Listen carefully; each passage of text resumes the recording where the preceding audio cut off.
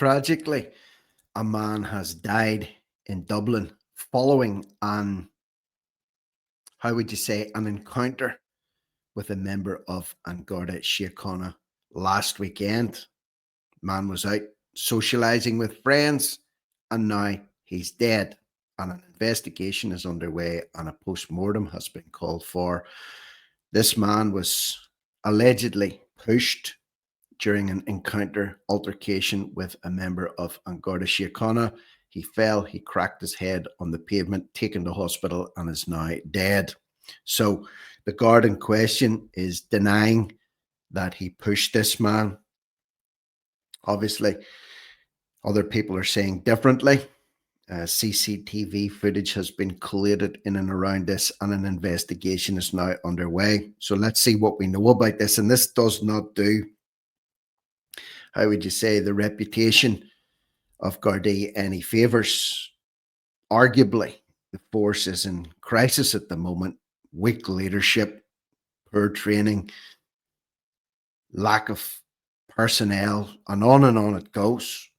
Just look back over the last few weeks, some of the videos that I've recorded about the conduct of some members of Gardaí with the public is questionable, to say the least. So let's look at this, what we know anyway about what happened last weekend. So a man who died in tragic Dublin city centre incident is named locally as a Garda. The Garda in question denies a shove or a push on this man.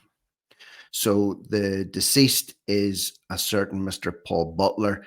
He died after hitting his head off the ground following an alleged intervention by Gardaí when they saw him urinating on the street in the early hours of Friday morning. So when this was first reported of another angle on this one, they didn't mention, said it was a minor public order offence. So it's now being investigated by the independent police ombudsman. Obviously, we now have a dead man with a family and questions being asked to do with conduct of members of An Garda Síochána. Possibly could have caused his death. The Garda denies pushing the well-known Dubliner to the ground.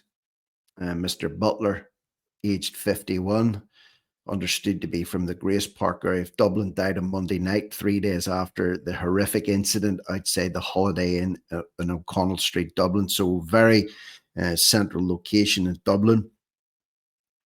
The deceased is understood to come from a large, well-regarded family. Died after hitting his head off concrete after Garda allegedly intervened when they saw him urinating on the street. So what did they do? Did they intervene when he was mid-act? Did they shout a warning to him to stop doing what he was doing? He's understood to be one of 11 siblings and has Garda connections with his own highly regarded family. So whether or not he has family members serving in the Guard and Gardaí or some other type of connections, there's a connection there anyway. So I would say if he has family connections and it's a well-established, well-known local family, I would say there'd be a push on to make sure everything is revealed in any potential investigation. The incident was captured on CCTV, and I've seen other reports in this where they claim that the CCTV quality is very high. So it's going to be crystal clear what happened. They said it's not straightforward, and the officer has denied any wrongdoing, but said he tried to catch Mr. Butler as he fell. Now, this immediately rings alarm bells with me. To say something's not straightforward, if I'm alleged to have pushed someone, and my response is I simply caught them as they were falling and it's on CCTV, that's a pretty straightforward interaction. I either pushed or I tried to catch and someone fell and hit the ground. So they're claiming it's not straightforward, but it should be if it's captured on high quality CCTV. Due to the fact that there was any interaction, the matter has now been referred to the Police Ombudsman. But sources say Gardaí believes the footage will show he was attempting to intervene when he tragically fell. So intervene what? While he was urinating? While he was trying to, steady himself on his feet? I don't know. Nonetheless, the matter's being probed. Mr. Butler was rushed to hospital. So 3 days later, he is deceased. Officers are now looking at the footage and canvassing witnesses. Now, interestingly, it's understood that the Garda remains on duty. Now, there's another article here that I want to look at where there was a question being raised: is this guard still on the street? Now, I'm not saying he's guilty of anything, but in a case like this, where there is the potential that he did push a member of the public who is now dead, I would have thought a case like this would be fast-tracked in the investigation, fast-tracked, and while that's ongoing, said member of An Garda Síochána would be, how would you say, taken off the streets until we know for sure that he didn't do anything malicious as a precaution. However, it's understood he's still on duty, and at this point not facing any internal disciplinary proceedings. Well, again, he shouldn't face disciplinary proceedings until the investigation's been carried out, but my point is that he also shouldn't be allowed maybe on the streets with the public while the investigation's carried out either. So they're appealing for witnesses. Another take on this is showing, or leading with the headline, that post-mortem is key. As criminal investigation launched into death of a man, the post-mortem on the body of the 51-year-old is absolutely key to which direction the investigation takes. So maybe they're going to say, was it the fall caused the death? Was it the head hitting the curb caused the death? Or maybe there was something else going on with that man that could have caused that death.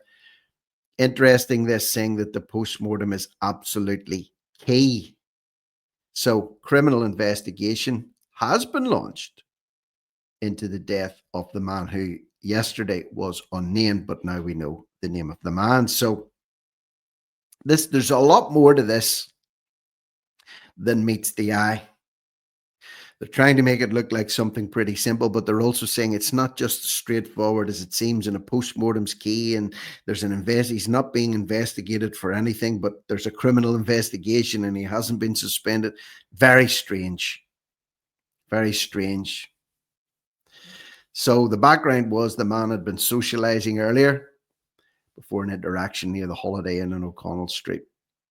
An alleged minor public order incident. Well, we know what that is. The man was relieving himself, taking a pee on the street or somewhere along that area. Maybe he got cut short, and then that attracted the attention of the guards. Something so innocuous at the start to turn out like this, with many lives destroyed over it, is a deep tragedy indeed. The guard at the centre of the case is expected to be suspended from duty, but this has not yet happened. This is odd. Surely there's protocol that has to be in place here. They're not just winging this. Surely they're not just winging this. The post-mortem will determine everything now. At its highest level, this case could be manslaughter charge. Listen, manslaughter charge, pending the outcome of the exam and other aspects. At its lowest level, it may be no case to answer. That's quite a spectrum. That's quite a spectrum. So there's the potential that this could be a manslaughter charge. And if that's the case, and there's an expectation that this guard should be suspended from duty, and he's not, that raises a lot of questions in and of itself. Very bizarre. So you may or may not have been aware of this case. I'm bringing it to your attention here today as more information is coming out. And definitely, we will not have heard the last of this one. Leave me your thoughts and comments below underneath the video. Say what you want. Let me know what you think, and share this video far and wide. Cut and paste the link, drop it into any Facebook groups, WhatsApp groups, email lists, whatever. Subscribe to the channel if you haven't already done so. I'm Rick Munn. This is No Risk, No Reward Media. Over and out.